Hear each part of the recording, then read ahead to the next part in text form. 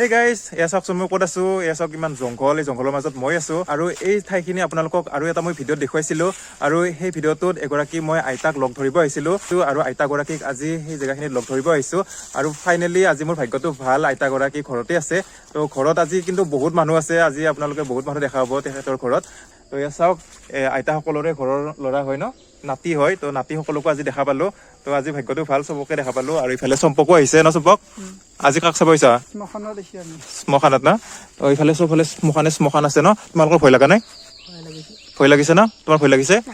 লাগছি ন তো সন্মুখত চাব পাৰে চবফালে হাবি বননি একদম গছ গছনি তো এতিয়া ইয়াৰ পৰা আমি গৈ আছো আইতাক লগ ধৰিবৰ কাৰণে তো আজি মানে আইতাৰ বিষয়ে অলপমান জানিম আমি তো আইতাইনো কেনেদৰে থাকে এই জংঘলৰ মাজত আৰু আইতাৰ সৰু ছোৱালীগৰাকীৰ এয়া হৈছে নাতি ন মৃন্ময় তো মৃন্ময়ৰ সৈতে গৈ আছো এতিয়া তো চাব পাৰে এনেদৰে ৰাস্তা সৰু একদম নদীৰ পাৰতে ৰাস্তা আছে চাব পাৰে ইফালে আছে টিহু নদী আৰু ইফালে আইতাগৰাকীৰ ঘৰ আৰু এইগৰাকী আইতাগৰাকী যিগৰাকী আইতাই ইয়াতে অকলে থাকে এইখন ঘৰত ন আইতা আজি আপোনালোক লগ পালোঁ তো আপোনাৰ নামটো কৈ দিব শ্ৰী সৰলা দাস সৰলা দাস ন তো আজি আপোনালোকৰ ঘৰত সকলো আছে আপোনাৰ নাতি ছোৱালী চব আহিছে আজি আহিছে আজি যাব গধূলি আচ্ছা অন্য দিনা নাথাকে আপুনি অকলে থাকে নেকি অকলেই থাকোঁ আচ্ছা আপোনাৰ ভয় নালাগে নেকি ইয়াতে অকলে অকলে আৰু কি ভয় কৰিম থাকি থাকি বা হৈছে আজি 14-15 বছৰে একলাই থাকলোঁ আচ্ছা সেইকাৰণে আৰু বেছি আৰু ভয় আছে কৰিব নাই কিবা লগা হ'লেও আপুনি বাহিৰত গৈ কেনে আনিব পাৰে এতিয়াও আনবা বাৰু বাৰিষা আমাৰ ৰাস্তাটো চিনা এনে সেনেকৈ ৰাস্তা হোৱা কথা আছিল তাতে এখন হেৰিও বহিছে কিন্তু ৰাস্তাটো নহ'ল কাই যে কয় কি কৰিছে আৰু নাজানো আৰু এই খেতি পাৰ হ'ব লাগে তেতিয়াতো মই লগন পৰব লাগে আনবা যাব নোৱাৰোঁ তাৰমানে এই বাঁহৰ শাকো ভাঙা মইতো যাব নোৱাৰোঁ বানপানী হ'লে আৰু এইবাৰ পানীতে এতে পানী লাগছে একদম তল যায় এতে চটলত ভেল সাজি আমাৰ জঙেটি তাৰমানে সাঁতৰি পাৰ কৰি লৈ গৈছিল বানপানী আচ্ছা তো আইতাগৰাকীৰ ঘৰত বোলে ইয়াতে পানী উঠে তো নদীৰ পানী ইয়াতে আহি যায় ন আৰু ঘৰৰ ভিতৰতো পানী সোমায় ঘৰৰ ভিতৰত তাৰমানে তোলা পানী উঠি মাথন তাৰমানে বাৰান্দাখন অলপ চৌৰা না এতিয়া তল জানে কিন্তু তলৰ পানী হৈ মাথন এই ভৰিৰ হেৰি পাতা তল যোৱা পানী হৈছিল ঘৰত আপোনাৰতো এতিয়া যোগাযোগৰ কাৰণে ফোনো নাই চাগে ঘৰত এনে সৰু সুৰা ফোন আছে আচ্ছা আমাৰ এই নাংমান হেৰি জীয়ৰ সেনেকৈ খবৰটো লৈ থাকিব পাৰোঁ সৰু ফোনেদি ডাঙৰ ফোন সেইগিলা চলাবও নাজানো আৰু আনবাও নোৱাৰোঁ ঘৰত অকলে থাকিলে অলপ দিগদাৰেই হয় কাষত যিহেতুকে মানুহ নাই কিবা প্ৰব্লেম হ'লে আপোনাৰ দিগদাৰ হৈ যায় এইফালে আজি আপোনালোকৰ নাতিও আহিছে এইফালে মৰম লগা নাতি আছে আইতাৰ ন আৰু এইফালে দেখিছোঁ খৰি কাটি আছে ঘৰত লগাৰ কাৰণে কাটিছে নেকি তাৰমানে এই ঠানি ঘৰত পৰবা ভয় লাগে না ঠানি সেই ঘৰৰ গুৰিতে আছে বাতাহত ভয় লাগে সেইকাৰণে কাটবা দিছে আপোনাৰ পানীৰ সুবিধাখিনিও আছে ইয়াতে পানীৰ সুবিধা আছে আজি 5-6 বছৰমান হ'ল কলটো দিবা আমি নদীৰ পানীয়ে খাইছিলোঁ আগতে নদীৰ পানী খাইছিল নদীৰ পানীয়ে ফিল্টাৰ কৰি খাইছিলোঁ পাছতে এই চৰকাৰৰ পৰা এই কলটো দিছে লাইনৰ ব্যৱস্থাও দিছে চৰকাৰে লাইনৰ ব্যৱস্থাটো এই হেৰিহে কিন্তু বহুত ভৰছোঁ ইয়াতে 3,000 টকা ভৰছোঁ লাইনটো আনোতে আৰু আপোনালোকৰ ৰাস্তাটো হৈ গৈছে ৰাস্তাটো এতিয়া ৰাস্তাটো আৰু কয় কি হয় ৰাস্তাটো হোৱাৰ কথা আছিলে এখন তাতে চাইনবোৰ্ডো দিছিল ৰাস্তাটো এনে সেনেকৈ হোৱা বুলি এতিয়া দেখো খবৰে নাই এতিয়া এই ৰাস্তাৰ পৰা আৰু বাৰিষা সাংঘাতিকে হয় আৰু অলপ সময় কৰিব নোৱাৰোঁ এতিয়া এক কাকালত বেছি হয় এখিনিমান পানী এইখিনিতে সেই আমাৰ চটলত ভেল আজি এনেকৈ উলিয়াই লৈ গৈছি চটলতে ভেলত উঠি মাত্ৰ লৈ গৈছে আচ্ছা তো নদীটো কাষতে এতিয়া পানী হ'লেতো গমেই নাপায় নদী আছে নে ৰাস্তাই আছে একো নাই ইয়াৰ এনেকৈ ধাৰ ধৰে আৰু পুৰা আচ্ছা তো আপোনাৰ ঘৰেদি যায় চাগে পানী এনেকৈ বাটে দি আৰু সৰু ধাৰ ধৰে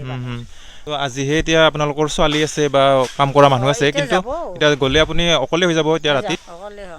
ভয় লাগিব নে নাই নালাগে ন ভয় নালাগে এতিয়া আচ্ছা অভ্যাস হৈ গৈছে কাৰণ মই ৰাতি আৰু বাহিৰত নলওঁ ৰাতি আৰু ঘৰতে সোমাই থাকে সন্ধিয়া হেৰি হ'লি আজিকালি আৰু বিশ্বাস কৰিব নোৱাৰি না মানুহ দুনো সেইকাৰণে মই আৰু ৰাতি বাহিৰত নলওঁ কাৰণ এতিয়া ঘৰৰ ভিতৰত আটা পাৰি থাকিলেও কায়ো নুশুনে না ওচৰত মানুহ নাই সেইকাৰণে আৰু মই বাহিৰত নলওঁ শ্মশানো আছে বোলে কাষতে এইগিলাই মানুহ খৰি দিয়া জেগা এই কাষৰ এইবিলাক চব খৰি দিয়া জেগা নেকি তাতেও 3টা নে 4টা দিছে এতিয়াও 2টা দিছে হেন দিয়ে এই কোণাতে আপোনাৰ ঘৰৰ কাষতে খৰি দিয়ে সেনে সেনেকৈ দৰ্জা জাপি থওঁ গণ আহে হেৰি আহে আচ্ছা সেনেকৈ তথাপিও খৰি দিয়াৰ পিছত আপোনাৰ ভয় লাগে নে নাই ভয় আৰু ভয় কৰিলে কি হ'ব সেইখিনি আৰু সাহস হৈ গৈছে এতিয়া তীৰ্থ জেগা বুলিয়ে ভাবোঁ আৰু ভগৱানৰ ঠাই বুলিয়ে ভাবোঁ আচ্ছা ভৱিষ্যতে আৰু কাষত মানুহ অহা সম্ভাৱনা আছে নে নাই সম্ভাৱনা মানে ৰাস্তা দলং ভাল হ'লে মানুহ অহা অলপ সম্ভাৱনা হয় এইগিলাখান মাটি উটি আছে যি ধৰলতে